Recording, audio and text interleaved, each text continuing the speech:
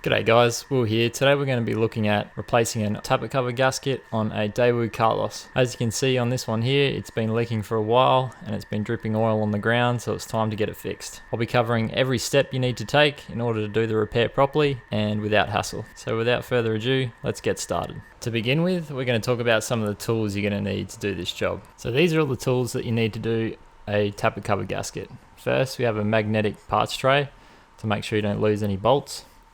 We have a 3/8 ratchet. We have a socket set, which is 3/8 drive. We have a set of bullnose pliers. We have a set of multi-grips with a small version of multi-grips. We have a magnetic pickup tool to get the bolts out. A flat blade screwdriver. A knife. And an O-ring pick to make it easier to get the gasket out. Now the next tool isn't required, but it does make the job much faster, and if you're going to be doing lots of work like this, I recommend getting one. It's a 3/8 drive rattle gun. So yeah, this is everything you need to do the job. These are the parts and consumables you're going to need to replace a tappet cover gasket. First we have the replacement gasket, a set of protective gloves, some brake and parts cleaner, some shop wipes, and lastly some fine grit sandpaper. Now the first step is to remove all the bolts that hold the tappet cover on. In addition to this, we also need to remove these clamps that are holding the spark plug cables in addition to the breather pipe connected to the tappet cover, and then it should come off. Due to how much oil and dirt is around the tappet cover, a good idea is to grab some brake and parts cleaner and give the oil and dirt a good spray down so that no dirt or oil can enter the engine once you pull the tappet cover off.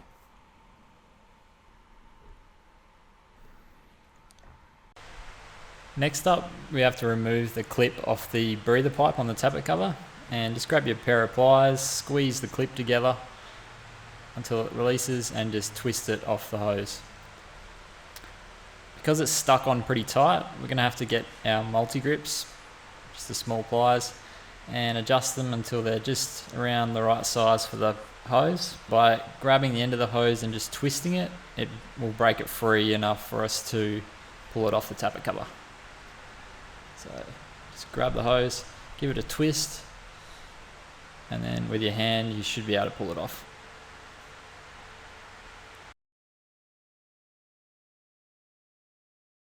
Grab your parts magnetic tray and just put it off to the side of the tappet cover.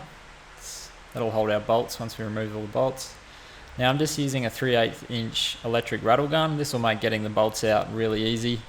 And so just go ahead and remove all the bolts from the tappet cover. In this case there's 8 in total.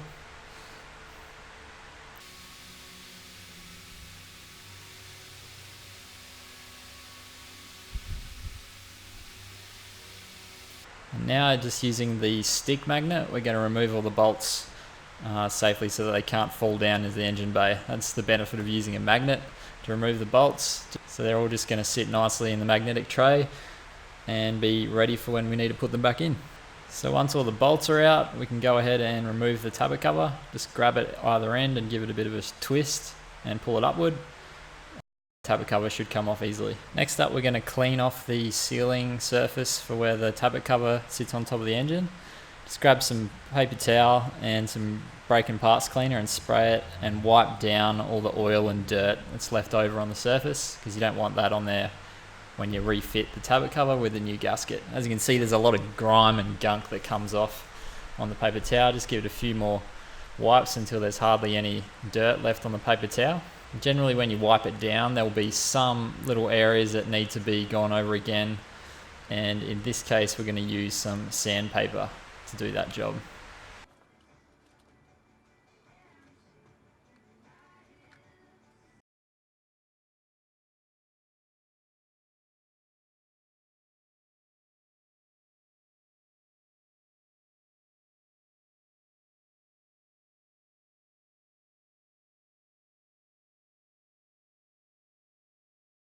So once you've finished sanding, just grab your parts and brake cleaner again and spray some paper towel and give it a final wipe over so that it's ready for the tappet cover to be refitted. With the tappet cover now removed and on the bench, we're just going to grab a pick, which is going to make it a lot easier to remove the old gasket. And by putting the pick down into the gasket groove there, we can pick up the old gasket just to help us to removing the gasket easier. So you just pull it up with your hand and just remove the old gasket completely from the tappet cover.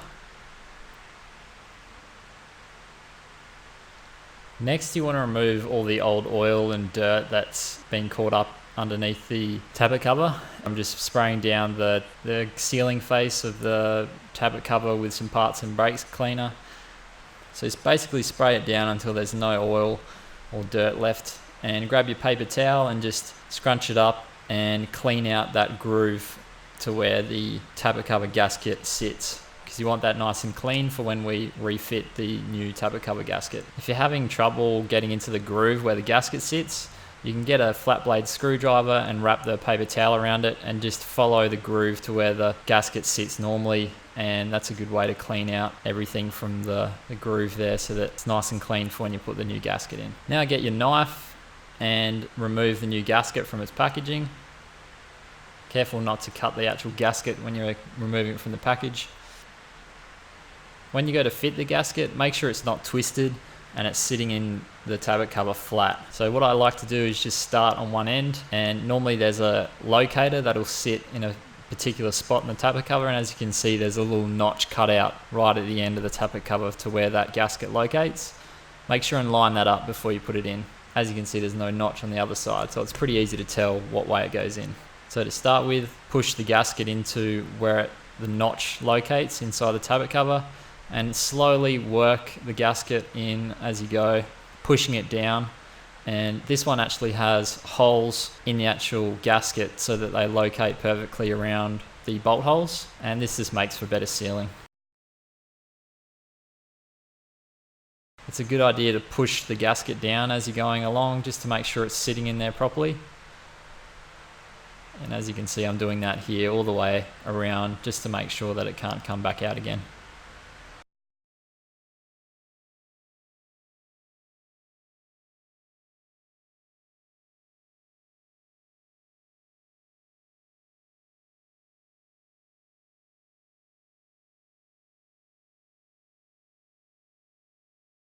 And there you have it, our new gasket is fitted to the tappet cover. Okay, so now it's time to refit the tappet cover with the new gasket fitted. Make sure when you're putting it back on that it goes back on the right way. Well, I noticed when I pulled it off that the oil cap was to the right hand side of the engine, and the breather pipe obviously needs to line back up with the connection on the top of the tappet cover, so that's a good way to remember. Next, after you've located the tappet cover in the right spot, refit all 8 bolts.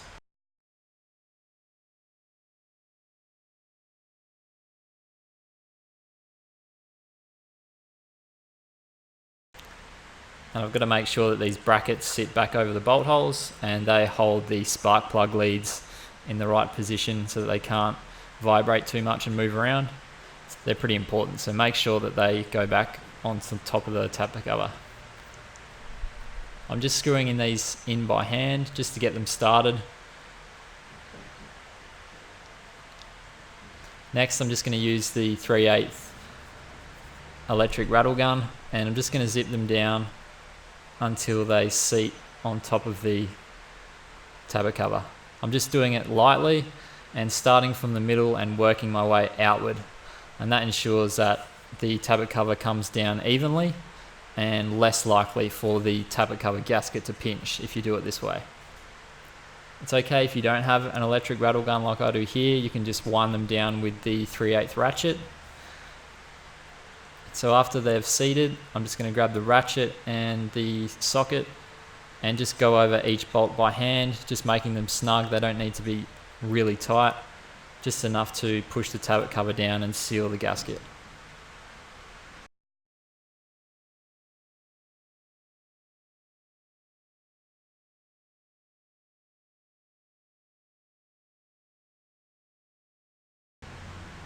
Next, reconnect the pipe, slide the pipe back over the tappet cover connection, and using your pliers, squeeze together the spring clamp and refit it over the end of the pipe. Lastly, we're just going to check the engine oil level. Because it has been leaking, there's a good chance that the oil level will be down. So it's a good idea to recheck the engine oil after we've completed the repair. On most engines, the dipstick will be a yellow color for the handle, so just pull the handle out, wipe it off, and to recheck it, push it in all the way and pull it back out again. And there should be oil between the minimum mark and full mark on the dipstick.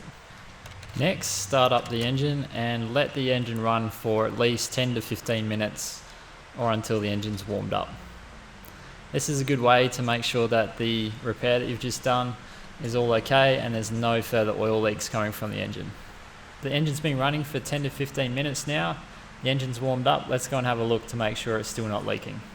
It looks very dry around the tappet cover gasket. This is a good sign, and it means that our gasket's holding up and sealing the tappet cover properly. It's a good idea to check around the back of the tappet cover too, just to make sure there's no leaks. To finish the job, we're just going to put down the bonnet and take it for a test run and make sure it's not leaking after then. Okay, so I'm back from the test drive. I'm just going to give it one final look over to make sure it's not leaking anywhere. And it all looks okay. There's no oil dripping down from the tappet cover gasket, and it all looks very clean. I also went to the car wash and just gave the engine a bit of a degrease and gave it a steam clean down with a high pressure water wash. You just have to be careful when you are washing the engine with those to make sure you don't hold the nozzle too close to any of the electrical components in the engine bay, because you can damage them. So it's a good idea to stay at least a meter and a half away from the engine when you're using. Last but not least, we're just going to recheck the oil and make sure it's at the right level. So that's how you change the tappet cover gasket on a Daewoo Carlos. If you enjoyed this video, give it a thumbs up, and I'll see you in the next one.